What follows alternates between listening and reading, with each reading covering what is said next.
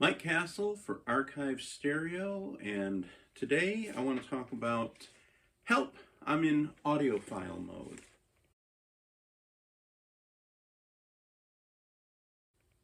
If you've seen one of my other videos, one of my recent videos about being out of the audio market for about 30 years, if you haven't seen it, please watch it. I started talking with a friend of mine, a good friend of mine, and I was saying, this is actually what got me into it, because I started wanting, I don't know why, all of a sudden in late summer, early fall, I started wanting to get Macintosh equipment, getting near retirement and thinking, I listen to music a lot, so it would be, not a waste of money to have a nice piece of stereo equipment. And I was telling my friend, good friend of mine from high school, about it. And we're not in high school, by the way, anymore. It was a while ago. But I was telling, him about that. And, he said, oh, well, maybe you can get some stuff cheaper and things like that. And I say, well, the reason I want Macintosh primarily, I mean, it sounds good. And I have MA 6100, an old one, 1979. They're built great. I mean, I love them. I think they sound great. But the main reason that I really wanted is for the green lights and the blue meters. So, being, painfully honest about that. Anyway, so I started looking at that. Then I started getting interested in speakers and things like that. And so I messaged my friend through Facebook, and I said to him, this is a quote, the only bad thing of looking for high-end stereo stuff is now I'm in audiophile mode, where I'm listening to well-recorded music. Granted, it's music I like, but most recordings are great, but not high-end great. So it's limiting when you just pick the audiophile stuff. But that's okay. I enjoy it all. And then I went on even with an example. And just for context, I'll tell you this. For example, Diana Krall's Only Trust Your Heart is absolutely beautiful as music and as a recording. In fact, I walked into that music store with 5 of the best reference CDs I own. Well, they high-end stream now, and coincidentally, they used Only Trust Your Heart without knowing it was one of the CDs I'd brought with. In other words, it's part of their reference streaming list. And my friend replies, I think in regards, of course, to the high-end streaming stuff here, you're speaking a foreign language to me. My friend is not an audiophile at all. You're speaking a foreign language to me. But, and this is the important part, but kidding aside, I tend to like music for how it makes me feel rather than how it sounds, if that makes sense.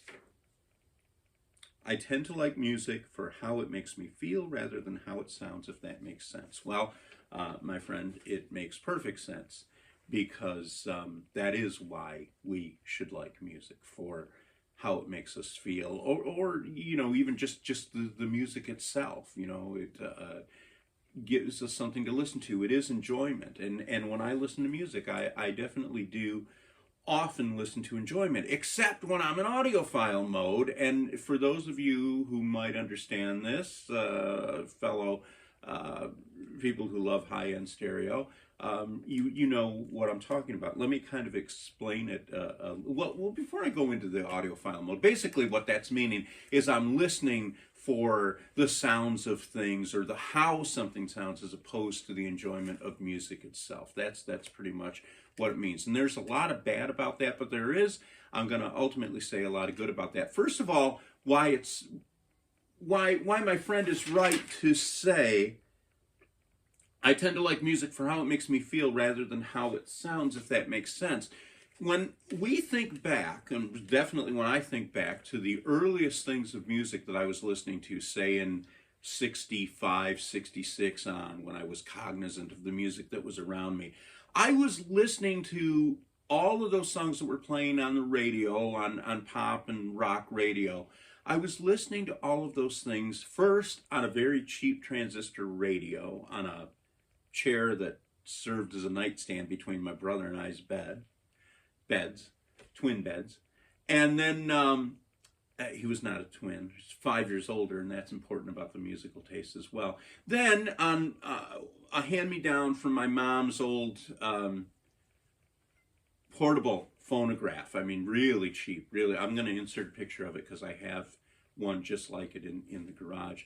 And then ultimately moving to, after my brother was 13 or so, the Voice of Music, not Voice of Music, portable phonograph, but the pull down kind that was the record changer, where you could put 7 or 8 45s, or even better, 5 or 6 LPs, and ruin them by having them drop on each other. Right? But what I'm saying is, with all of this, with all of these cheap ways that I was listening to this music, I don't in my mind at all recall the scratchiness or the tinniness of the little speaker in the transistor radio, or the little 2-inch speakers in the plastic cabinet attached speakers.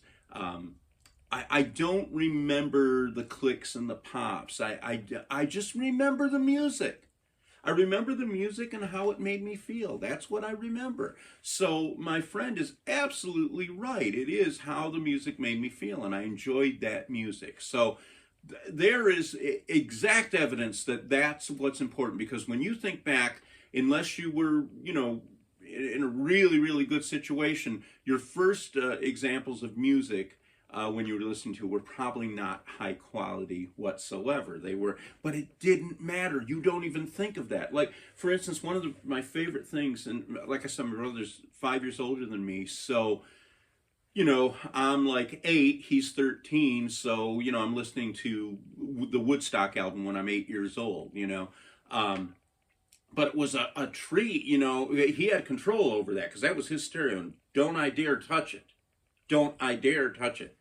Because I think I had broken a Whole Lot of Love on the old phonograph, the portable phonograph that we had. So, there was no way I was getting near even though that did result in him trading up the 45, because my parents felt bad for him, to getting the whole Led Zeppelin 2 album. But never mind, that's okay.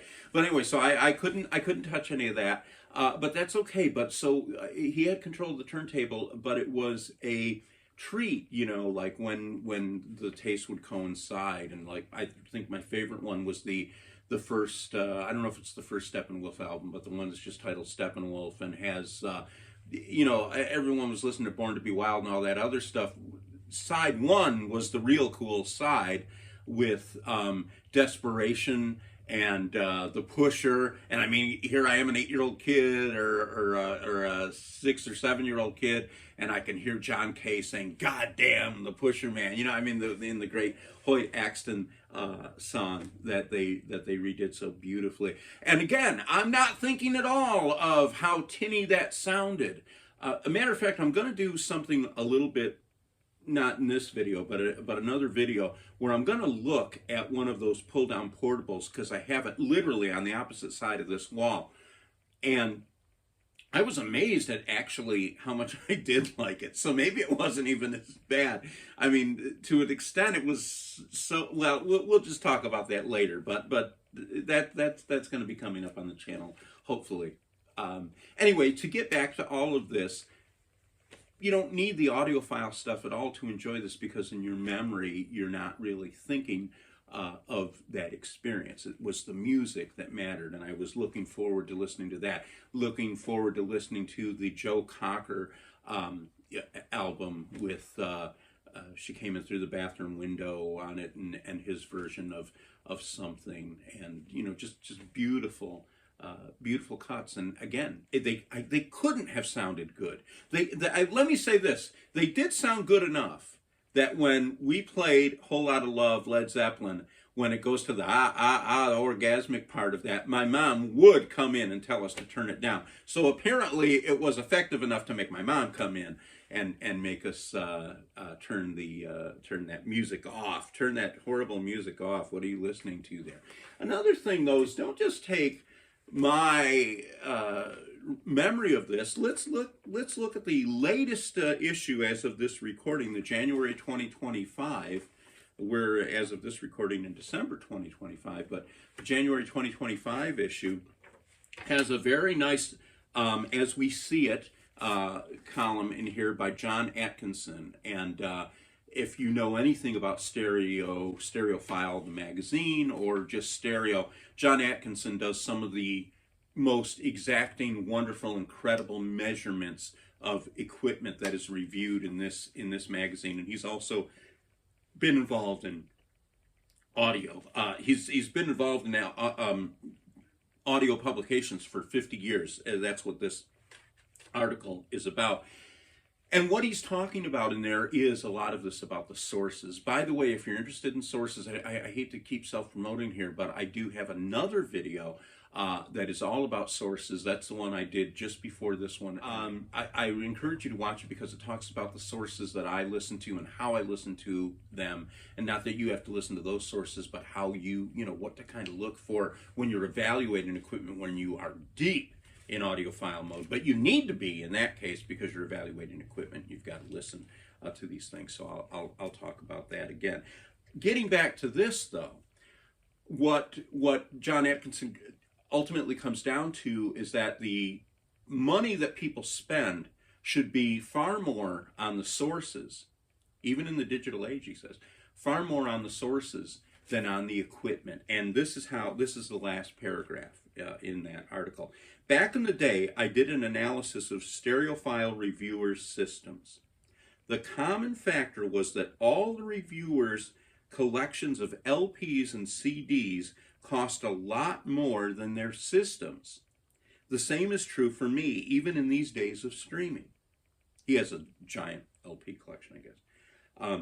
Isn't that the way it should be for all music-loving audiophiles? So John Atkinson, the person who tests this equipment, knows it inside and out better than I can. I can't even really I'm not able really to read and understand very much because it is so technical and so above my head in terms of things when I read the measurements that come out and forget about looking at the charts and knowing what they mean. But that person who is around the best audio equipment for the past 50 years agrees with my good friend.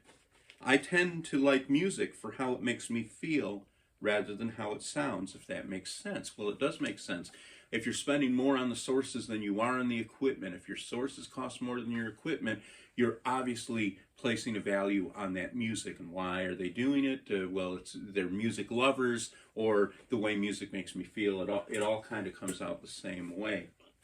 And by the way, anyone who's looked at the channel, you'll notice that my Sonos Faber Lumina 2 Amateurs, God, that's a long name for equipment, has been replaced temporarily here by this old 30-year-old. This is back in the day 30 years ago when I was buying stereo equipment, and it still is a beautiful, inexpensive at the time, super cheap if you can find them. Paradigm 3 SE Mark III, just little two-way, what they call the bookshelf speaker. I think, what is it, Adrian Lowe refers to another speaker, I forget which one it was in one of his videos, where it's like the small refrigerator. And it is, I mean, this is a bookshelf 20 inches high and 8-inch woofer, I believe 6-inch or 8-inch. I think that's an 8-inch woofer in there. But still a beautiful sounding speaker. And the reason that I have this in here, not to digress too much, is because I am evaluating, you can't see it off screen, but I'm evaluating a Adcom GFA 545, not 555, but a 545, and I am loving it. But I didn't want to, until I know that amp and how it is and what it's doing, and I mean it measured okay, but until I know how it's going to be, just in general, I don't want to put my brand new Sonos Fabers on that. But I'm going to. Matter of fact, I'm going to do it later today, so I'm looking forward to that. But anyway, so this is, you know, and this isn't even, again, talk about reviewers' equipment not costing very much. This is a very cheap speaker. It was a very cheap speaker when I got it, but it was still a good speaker. Obviously dealing with the 1979 Macintosh MA6100 integrated amp. Over there, what I did, I picked it up for $100, a used Adcom 545, because I loved the 535 I had, but it had some problems.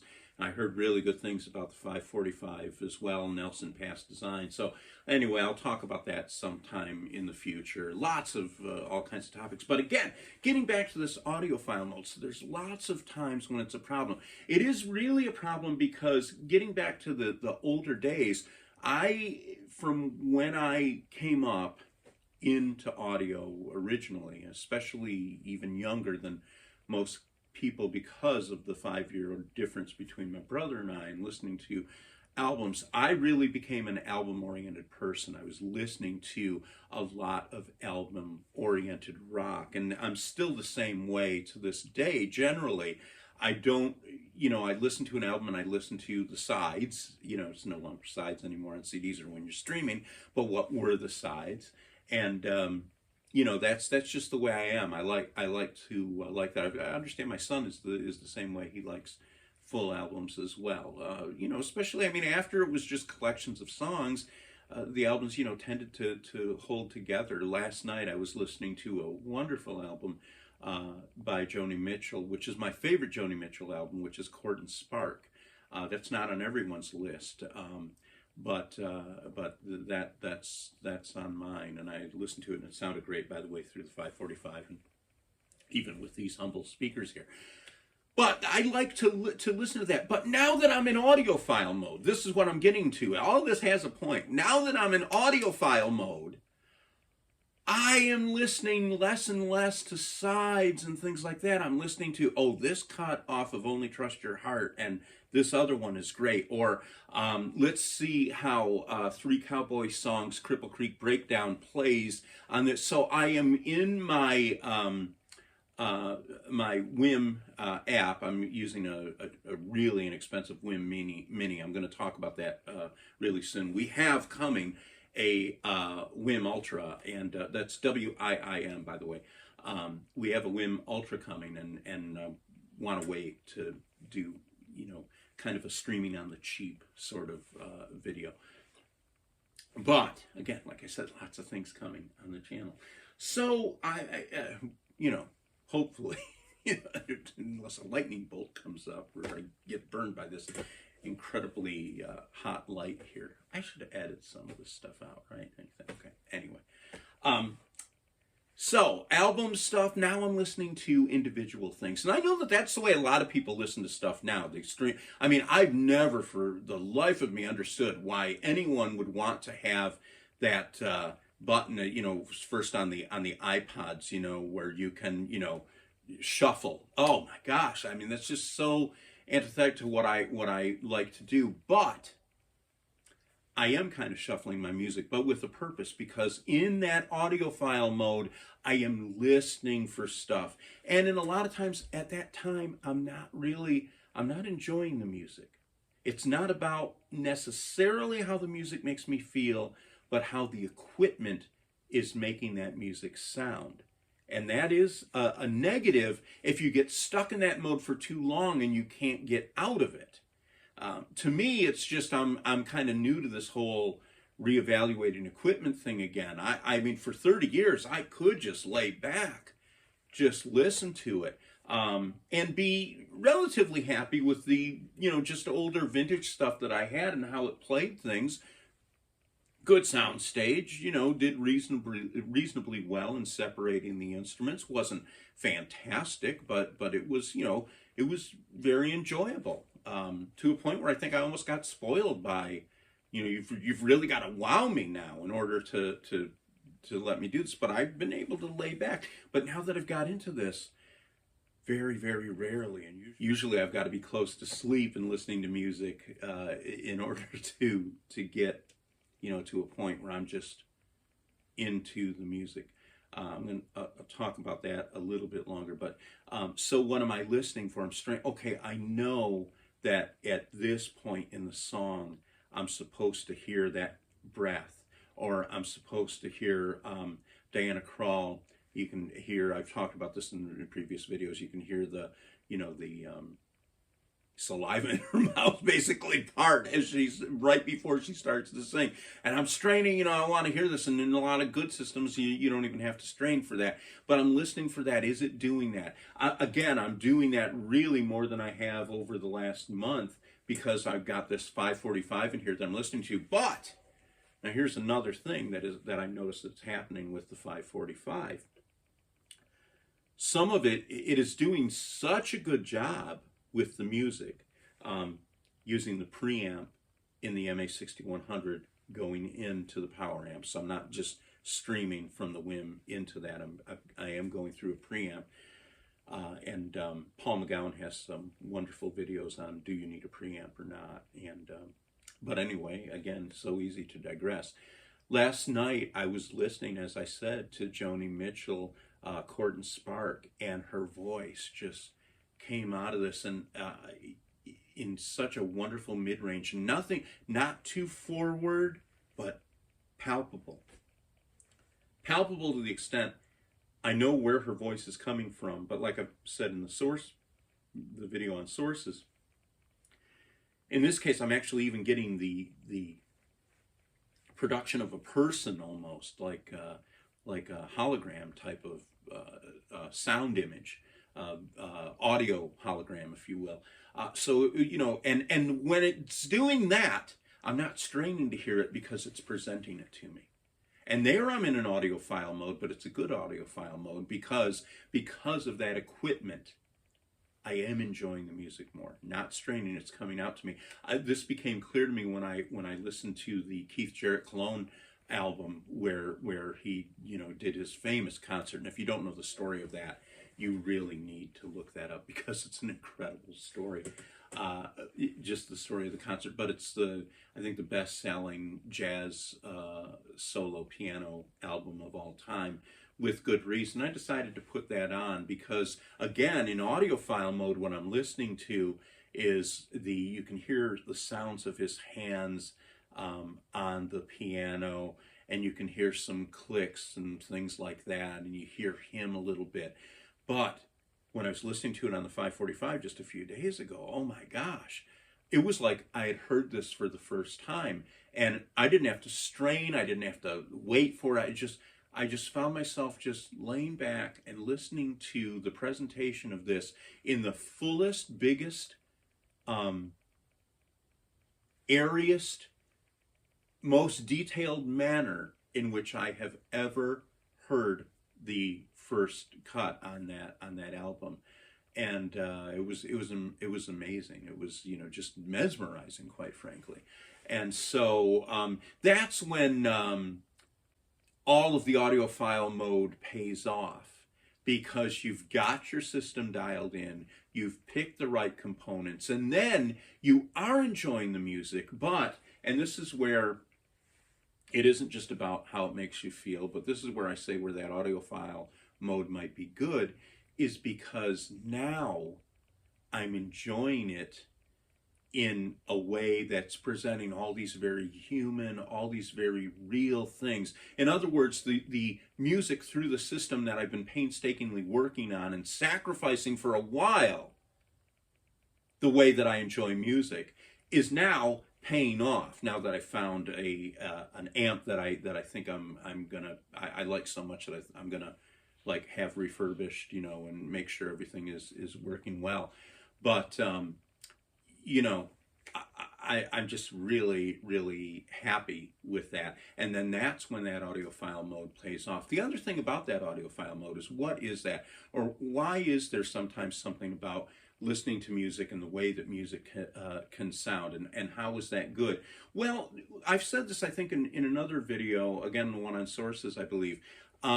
When you hear those very human things, the breaths, the string noise, the key clicks, there is something about that makes it, that's not what you're listening for. I mean, that's stuff you don't write into the music. And as a matter of fact, there are engineers who work like crazy to weed that stuff out. They don't want that in there.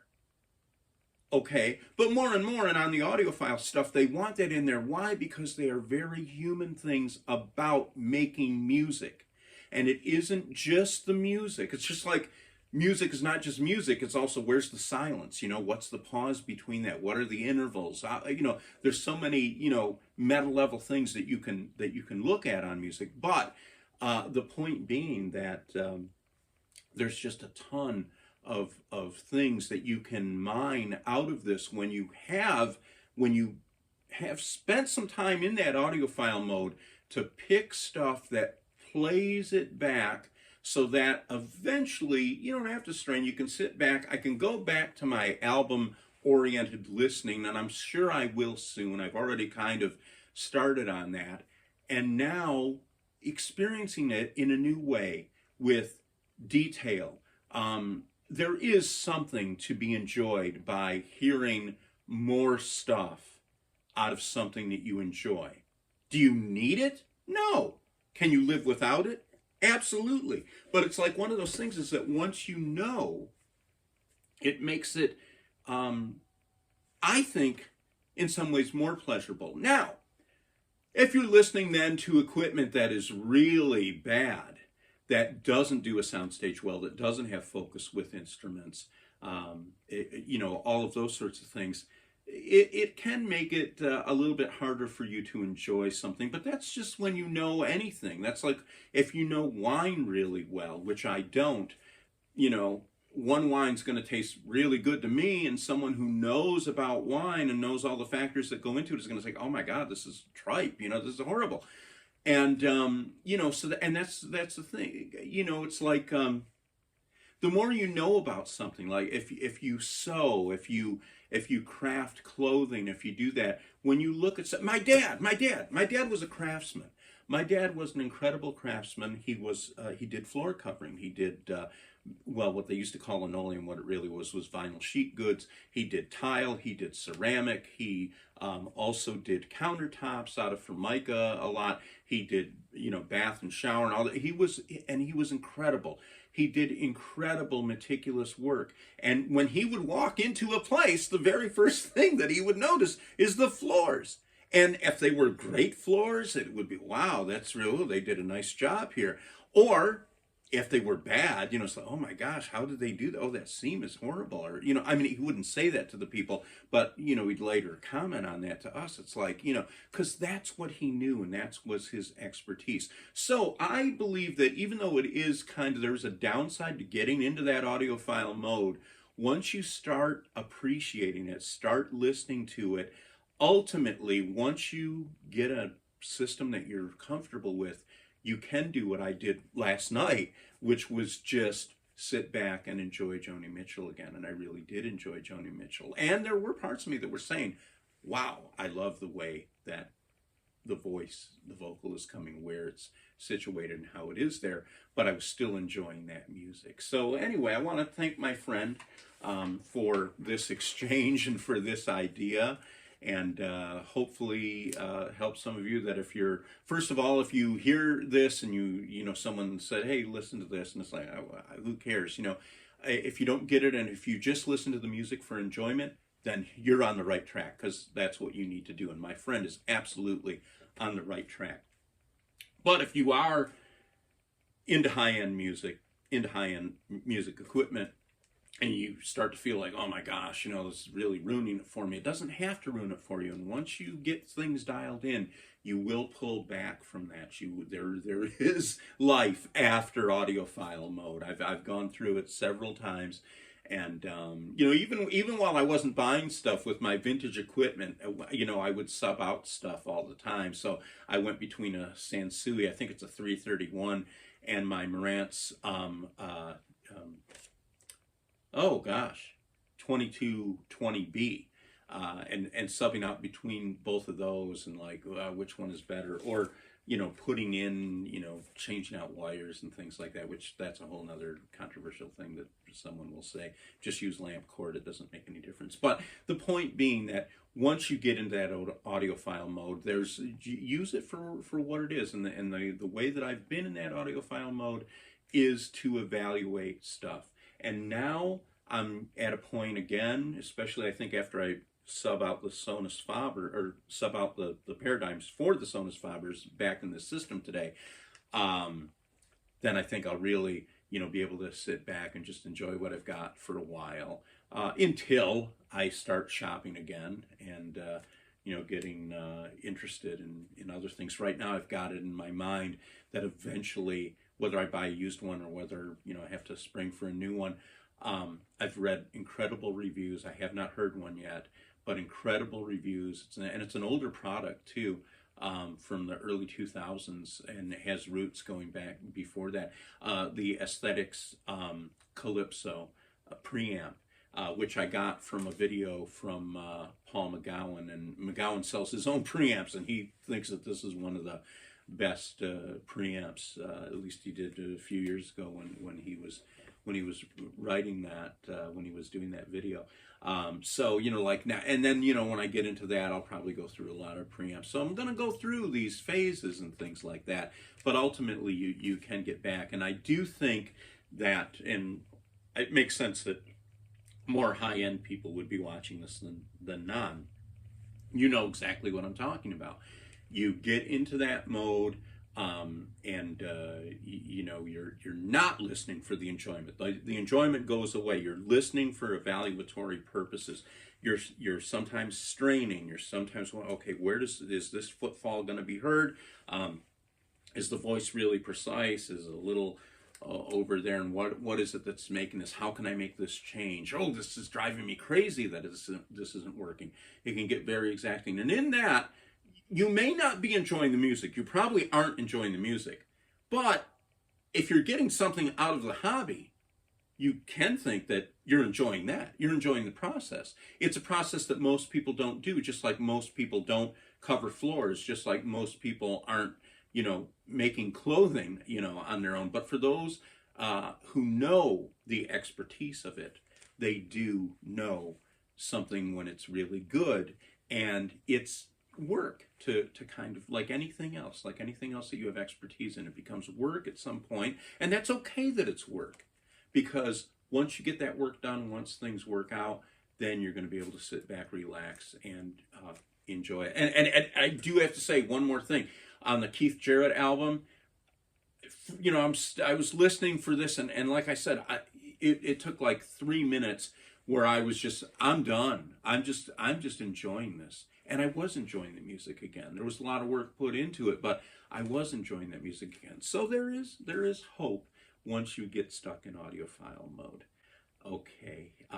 Please like, subscribe, comment. I would love to hear your thoughts on this audiophile mode. I'd love to read your thoughts on audiophile mode. I should say in terms of comments. One of the things that I've been very good about doing is I try to acknowledge every comment. I am responding to those myself. It's not anyone else doing this. And I like to engage with the comments that you make. So if you make a comment there, hopefully other people will follow through on that. But as long as it's nice and civil and all that sort of stuff, I'll be happy to talk about that. So, all right, thank you very much. And again, don't worry about that audiophile mode. You can get out of it. But if you're not into it, do what my friend says. Tend to like music for how it makes you feel rather than how it sounds. If that makes sense, it certainly does.